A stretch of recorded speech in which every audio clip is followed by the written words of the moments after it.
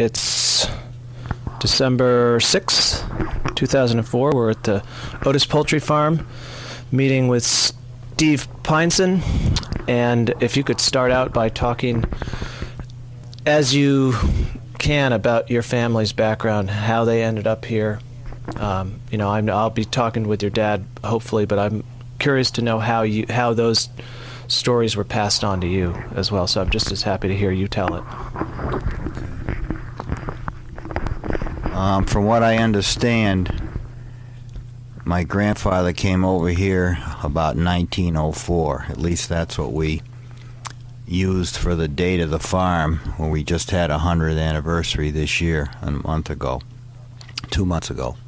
And I recently found out over in the last 3 or 4 months that my grandmother was here first and actually sent for him. And the Jewish Agricultural Society relocated probably thousands of workers or agricultural background people from Minsk, Russia, in that area, and a lot of them settled in Sandusville, I believe Monticello, New York. His other brother settled in Toms River, New Jersey, and was actually president of the New Jersey Poultry Association for 30 or 40 years, and his side of the family stayed in that area around Toms River. He and his wife and 2 or 3 children. And of course poultry was big down there too. It still is, but not to the extent of the little people. They're all big right now. So anyway, my grandfather came here and started the farm. And my father, he had 4 children. My father being the only one that stayed here. My Aunt Ray went to Springfield, got married, and actually worked and ran 6 or 7 bakeries, not simultaneously, but in between West Hartford and Springfield and Long Meadow, from probably the 1930s. And one of the bagel shops, the last bagel shop, is still in the family in Long Meadow. So it's it's going on over close to 80 years. My father stayed here. The 3 boys did go to UMass, all 3 of them, and graduated. My father has a master's degree. His 2 brothers both have doctorate degrees. One was an entomologist at Farmingdale Agricultural in Farmingdale, Long Island. The other one ended up in California, head chemist for Ready Whip Laboratories, and actually invented the valve to make Ready Whip. He actually invented that. Both of them, all 3 of the others are now deceased. My father's the only one still alive. My father came out of the service probably in 1944 or 45, and I think he taught some vocational agriculture either before the service or right after the service for a very short period of time, and then he came back to the farm. It was probably before. He came back to the farm in right around 1945, and I was already 2 or 3 years old by then, and we've been here ever since. Did your I'm just going back in time. Did you know your grandparents? Yes. Yeah. Did they talk about Minsk? Did they talk about... Nothing that I retained. Yeah. Nothing that I remember or that I retained. Uh-huh. It just, as you get older, you look for more insight into history and where it came from. I don't think younger people actually look into that. There's so much else to do, or so many other things to do. Mm-hmm. So I don't know that, but I'm sure my father could tell you. Yeah. Were they fairly observant in their Jewish practice, or No, you picked no, up? very little. I picked up nothing. They were going to try. I was going to try Hebrew lessons, but I don't remember it lasting more than a couple of weeks. In fact, 2 months ago, my wife and I enrolled in adult bar mitzvah classes, which is going to be in about, it's a little over a 2-year course. Is that in Great Barrington? Great Barrington at the Hebra, yeah. So the whole family had absolutely no Hebrew education here. When I got married and my wife came here from Boston, we did definitely, both of my children were bar and bas mitzvah in Pittsfield. But there was a lot of carpooling and trucking involved, and there still weren't very many Jewish people here at that time, if any.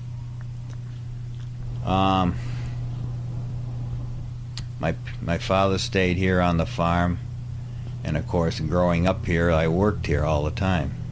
You know, I could drive a tractor by the time I was 6 years old or 7 years old, and went all through high school here and in Lee High School, Otis and Lee High School, and then I went to the University of Massachusetts for 5 years. Was this the Stockbridge school? I started in Stockbridge.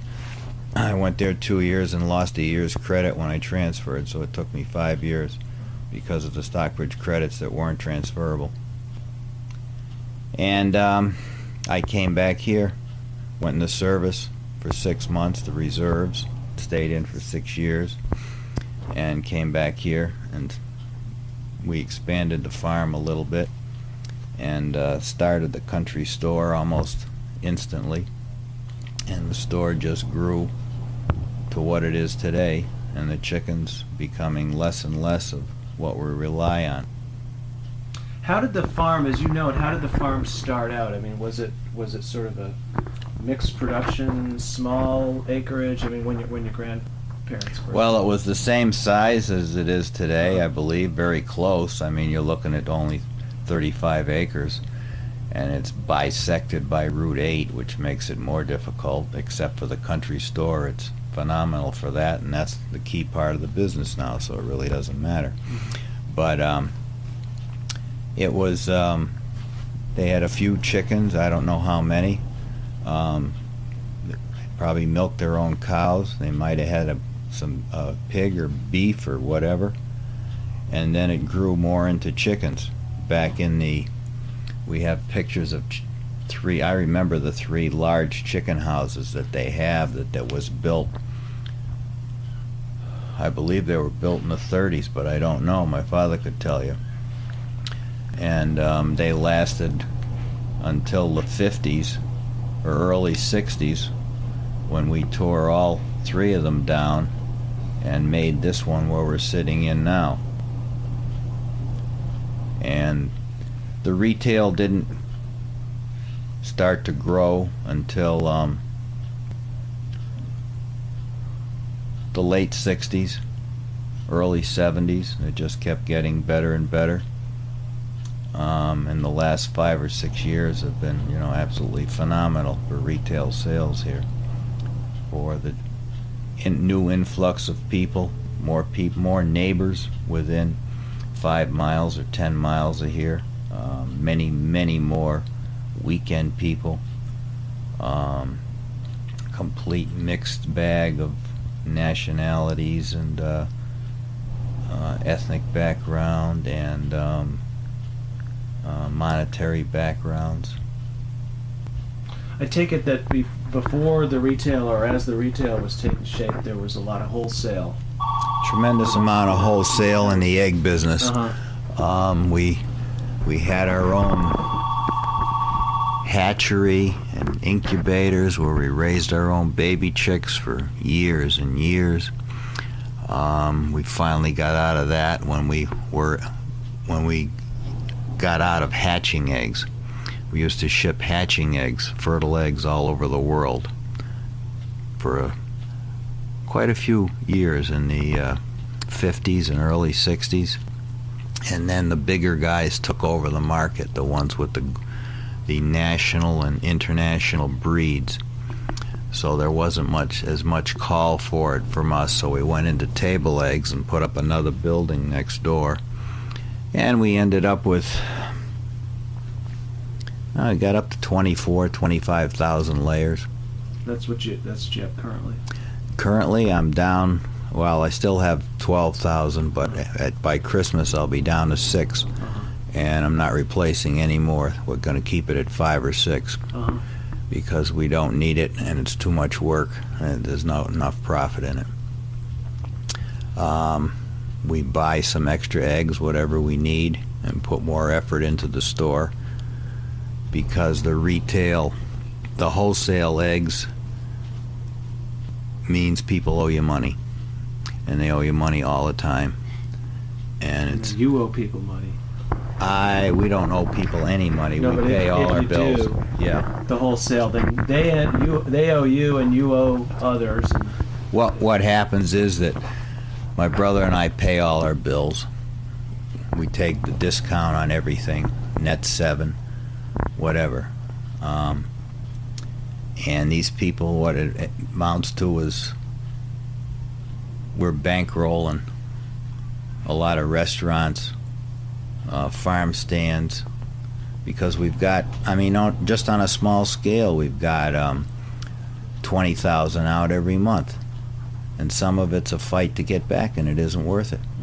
So I've deleted a large number of my wholesale accounts and continue to do so. They don't want to pay, I don't want them. It's as simple as that. I don't need them. Thank God I don't need them. Years ago I thought I needed them, but that's all it was a cash flow. There wasn't a lot of profit involved. So we finally found something where there was more profit involved and you didn't have to chase your money. And that's how the store just kept developing more and more. It's very gratifying that people come in here and they buy things with our name on it that sell very well, things we package ourselves, some of which we produce ourselves. But that's been the answer for us. How many people do you employ generally? We've got 2, 4, 5, 6 full-time people and couple, 2 or 3 part-timers.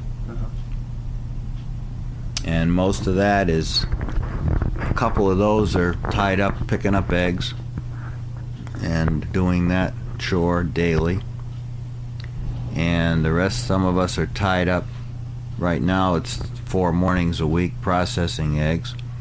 We're going to cut that down by Christmas to be 3 mornings a week, and that'll be it.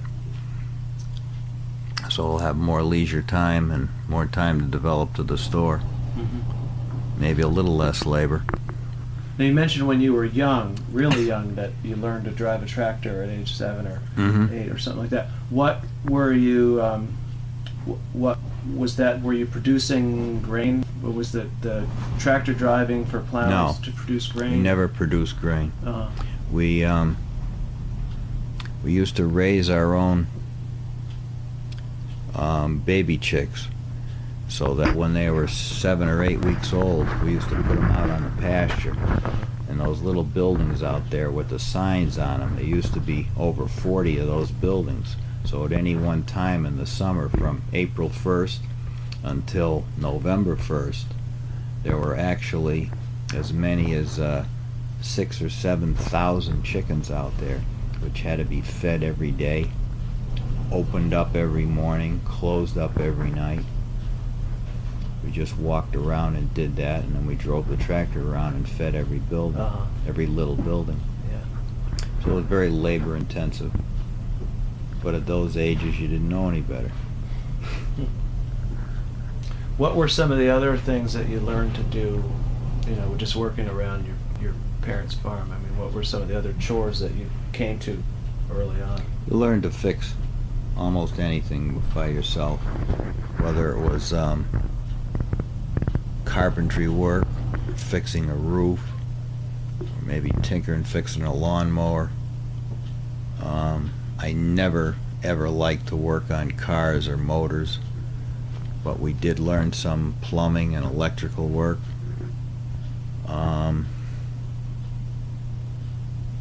You learned how to use a saw, a skill saw, a power saw, cut a tree down, shoot a gun, mend a fence, everything. The whole realm of anything in rural life. Yeah. You mentioned, I take it there, predators is an issue. when It you have a used to big be. Poultry farm. It used to be, not anymore. Everything's inside now. What was that like then? What was that? Well, you had once in a while you'd have a raccoon that got in there. You'd have to trap them. Or a fox, and you'd have to trap them. A couple of times we had an owl that used to come down at night. But most of the birds, they were all locked up by then. If you were a little late some night, one got inside and killed, 5, 6, a dozen chickens. The foxes are different and the raccoons are different because even though they were inside the building, there still was wire on the floor, and the raccoons could reach up under there where they were roosting and pull them through the wire and kill them. You learned how animals hunt and how cunning and smart they are in order to trap them, for you to be successful in trapping them. We used to trap woodchucks all the time because they dug holes all over the place, and you used to fall in them or drive in them when you were driving the tractor trying to mow the grass. Basically that's it. Back then I don't ever remember ever seeing a bear around here. It's only been the last 10 years where you've seen bear and moose around here. Yeah, noticeably. I suppose you have coyotes here too. We have a lot of Now coyotes. you have coyotes, but like I said, I have no chickens outside. Yeah. We actually put 20-25 birds outside about 5 years ago for the summer for the kids, and in anticipation of putting some turkeys out there in the fall, but it never materialized because I was always afraid of having some turkeys there and bringing disease to the chickens. But I never lost a chicken out there in the last 5 or 6 years from any predator, which was surprising to me because we didn't do a thing. We fed them once every 2 or 3 days and checked the water and make sure they had clean water, but we never closed them up at night or anything. And I never lost one in the last 5 or 6 years. So even though those predators are around, they're just not bothering the chickens. That small group of chickens. Yeah. Were there? I'm thinking of other aspects of rural life, as you mentioned. Did you grow up hunting? Yes.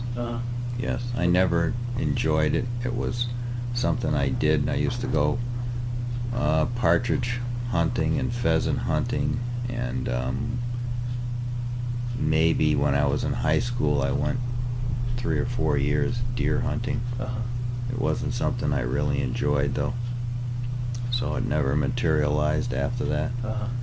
My father used to go a lot. He got 1 or 2 deer that I remember in the last 20 years or 25 years, because he only stuck to this piece of property here. Oh, his own property. Yeah. Basically, yeah. When he could get away, come back and do chores and stuff like that. Yeah. Were there, as you were growing up, were there a lot of other sort of large or medium scale poultry farms around? There was one up the road, a mile up the road, the Rod Farm, who both complete sets of people, 3, 4 generations grew up together. They were in cows, and then they went to chickens, and then the 2 brothers split up, and the other brother passed away very young, so the farm was dismantled. Were they also were they another legacy of that Jewish agricultural group? Do you know? I've seen reference to their family in a Rod somewhere. Yeah. Rod, yeah. I would say that they were. They came here about the same time my grandparents did, and they were good friends. In fact, both sets of children went to the North Otis schoolhouse, which was in the pasture out there. from 1910 to 1920 or 25, when they finally went down to the center of Otis. My father could tell you more about that because he went to that schoolhouse out there. He was. I'm thinking also that because there are, quite a few, relatively speaking, quite a few Jewish farming families around, that probably being a Jewish person living around here was not, probably not a very big deal. Or I don't know. I'm wondering what your experience was at, in sort of larger. My experience was we were pretty well stuck here. We had, only one vehicle. Back in the 50s or the 60s, we lucky to get away to be taken to a movie once in a while. I did luck out though, because I had grandparents in Brooklyn and relatives on Long Island, and we used to spend a lot of time there with them. Grandfather used to take me to Ebbets Field, and I used to go there. I used to go to Valley Stream, Long Island. For years and years, my cousins would come here. There would be 9 of us in the house every vacation, and almost the whole complete summer, from July 4th to Labor Day. And my uncle would commute on weekends from Long Island, and the house was full. And we had a lot of nice times growing up with that amount of people there in all different ages, anywhere from just being born up to my age, whatever it was at that time. But as far as mingling with other Jewish farmers, I didn't know hardly anything about them, especially the ones in Sandusfield. I can just remember some of the names now, and I've seen some of them more now than I did the first 40 years growing up. One of them comes back every year, and we march together in a Memorial Day parade. And his brother comes back, and of course I know his sister now in Great Barrington. But other than that, there was just no. For my case, there wasn't any interaction. Next week, anything? No, I'm good. Okay. Thanks. That was about it. Now you mentioned that there was in your family, for your grandparents, I take it for your parents as well, sort of a minimal level of Jewish observation. To what extent did it become a factor? I mean, in your family life. Well, we always celebrated Hanukkah, but we celebrated Christmas too. I don't know why, but we did. And my grandfather could read Hebrew. Of course, they would talk in Yiddish, or whatever it was, and you could make out some of the words. It just wasn't a factor. I remember my cousins being bar mitzvah and bas mitzvah, and we went to the Valley Stream, and some of my other cousins, and at the time it might have bothered me. It bothered me to the extent that I wanted to take the Hebrew lessons finally, after I'm 61 years old. I have recently been asked many times to do aliyahs at nephews' bar mitzvahs, and I have grandchildren that'll be bas mitzvah, and I just want to be able to do it, and I can't do it. So I want to be able to do it.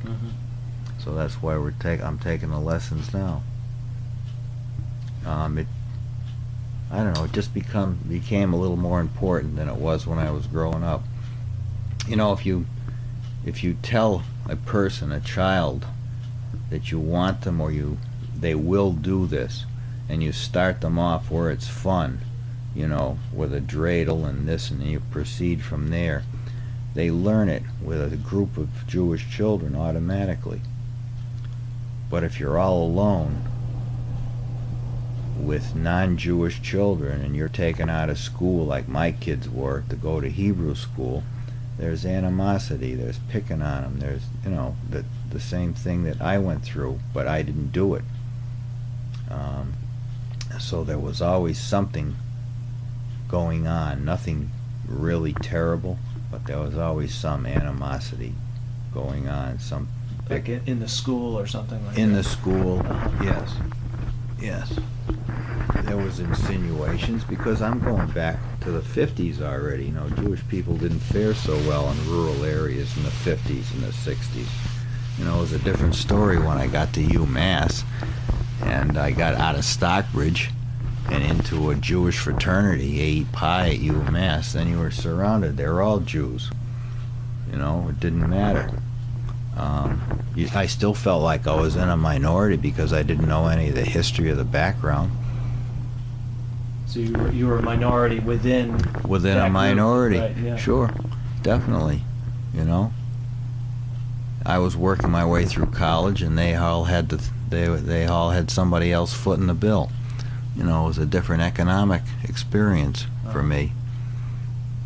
And you were in ag school, and That's most right. of these other Yeah, people that's right. probably were not. Right. Yeah. Definitely. What about for your kids? You said that you you put them through drove them up to Pittsfield or something My like that? wife did most of it, but I and both of us insisted that they go to Hebrew school. Uh-huh. And I told them as they were bickering or whatever, I says, doesn't matter, we want you to do this, but once you do it, nobody can ever take it away from you. And I think now that they're 30 and 34 that they can see that.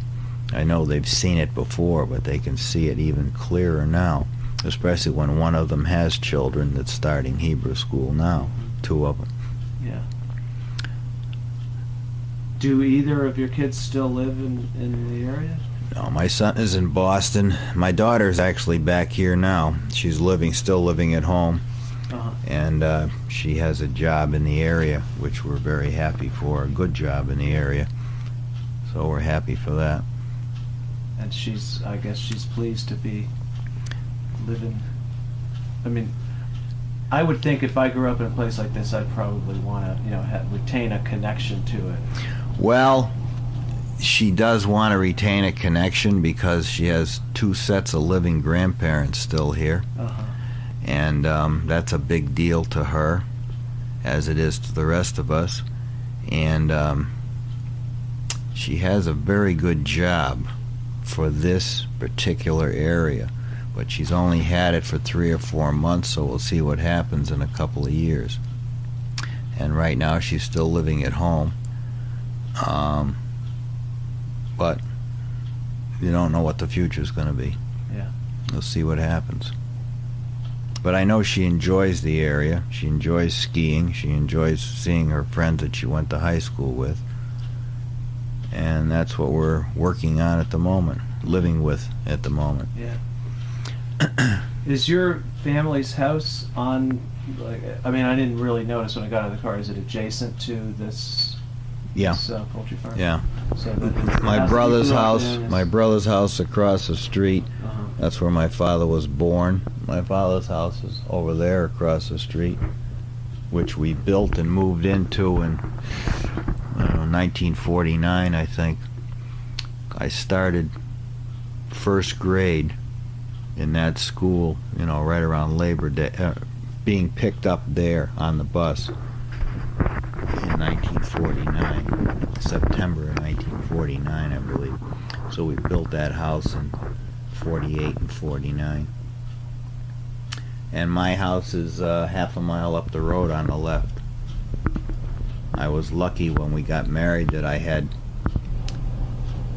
2 houses that were for sale, one on each end of the farm. So I chose the one with waterfront and just kept working on it and adding to it and fixing it up. Uh-huh. That's what we did. Is there a lake or a river or something like that? This is the headwaters of the Farmington River. This is the second little pond on the Uh-huh. Farmington River, goes all the way to Long Island Sound. Uh-huh. And the lake is about 3/4 of a mile long across the street. Since we're talking about places, aside from this 35-acre farm, do you have sort of favorite places around Otis, southern Berkshire County, or particular places that you've always thought special thoughts about or like to go back to a lot? Well, I like some of the views. I love the view going up to Williamstown by Green River Farms up there, when the Green Mountains open up. Mm-hmm. The Berkshires end and the Green Mountains start. When you start going closer to Vermont, it's a beautiful area up there. There's some of the lakes around here. This one right across the street, you can look across the street here during foliage and you see how beautiful it is. Or sometimes there's a bunch of high places that you can see over Monument Mountain or Tyringham Cobble or whatever, Mm-hmm. and really see some gorgeous views and look into whole valleys around here. But there's some gorgeous lakes around here too. I mean, the Otis Reservoir in East Otis is, I think it's the third largest body of water in the state. It's got 27 miles of shoreline. It's a beautiful body of water. Mm-hmm. So we're blessed with that around here. Yeah. Well, I'm not sure I have any other questions, unless you have other things that you haven't spoken of yet that you think I ought to hear. Unless you can pinpoint me, I probably don't. Yeah. Yeah, I think I've well, maybe you could just talk. No, you know what? You mentioned that you and your wife are doing the Hebrew? Hebrew. So, Mhm. what's that been like so far? Very different. Uh-huh. The first day I was very scared, but once my wife was confirmed, but like thousands of other Jewish girls or women, they were never bas mitzvahed. Uh-huh. So now she'll be able to be bas mitzvahed, but she knows that we've only been, this is only the first 35 pages. We've had 4 or 5 lessons, one every 2-hour session every 2 weeks. Uh-huh. So but she helps me a lot with the pronunciation, and of course my daughter helps me a lot with the pronunciation, and it's very different. We're into some silent letters now, which don't make a lot of sense to me why they're silent. Uh-huh. And we're into 3 or 4 of them at this particular chapter, and she's in Florida and she's coming back Wednesday, so I'm interested to take next week and go over everything with her and try and get a better handle on it. But I've been keeping up with it, and I'm enthused. I spend almost a half an hour every night going over it, reading it aloud, and that's what helps me the most. You're doing a lot more than my 13-year-old is, that's for sure. Well, I'm a Half an different hour a age night. group. I know that if they give you 2 weeks to read a chapter and you don't do it, and then they give you another chapter, Yeah. it's not going to work. Right. It's not going to work for me. Yeah. So I have to make it work for me, and I'm only comfortable if I know it as best as I can do. Yeah. And that's what I'm doing. Yeah. So we're looking forward to that, to finishing it, even though it's going to take 2 years. We're still looking forward to it, and I'd rather take it this slow, Mm-hmm. so I can absorb more. And we're doing, the course also has Jewish history, which I know nothing about, and the history of the prayer services, the Shabbat service and the Friday night service and everything else, the why they're different, why they're the same, different phrases. So it's fairly interesting. Mm-hmm. It's the end of we're still working 7 days a week here, and it's on a Wednesday night. It's a long day, and it's still interesting to me, and that's what I'm That's enjoying a it. lot. Yeah. You know, I'm enjoying it. So that does say a lot. Yeah. One other thing, which I was thinking before to ask you, and then I remember just now. Maybe you could talk a little bit about your wife's background. You said she grew up in Boston, is that right? Yeah, she so grew up. she was not a rural. No, she grew up in person. Boston, and I met her at UMass. Uh-huh. We got married, and we've been married, I guess, 37 years. You know, it's been hard. It was rough times, many rough times with my hours, but we've kind of leveled off now, and I'm taking more time off than I ever did, going on more trips, and it's working out pretty well. And with my daughter home now, it's working out even better. Mm. Was she happy to be moving to the country after leaving UMass and coming from Boston? I think Is that she a good was in the adjustment? beginning. She Uh-huh. got a job teaching, but it was always it was very hard because of the hours that we worked. That was the hardest part. Not having a lot of free time. That was very difficult. Different lifestyle. From what she had known. Right. Yeah. That's right. That's right. That was the hardest part. Probably still is, but it's getting better. Mhm. All right. Well, I'm sure I'll think of other things. You can call me.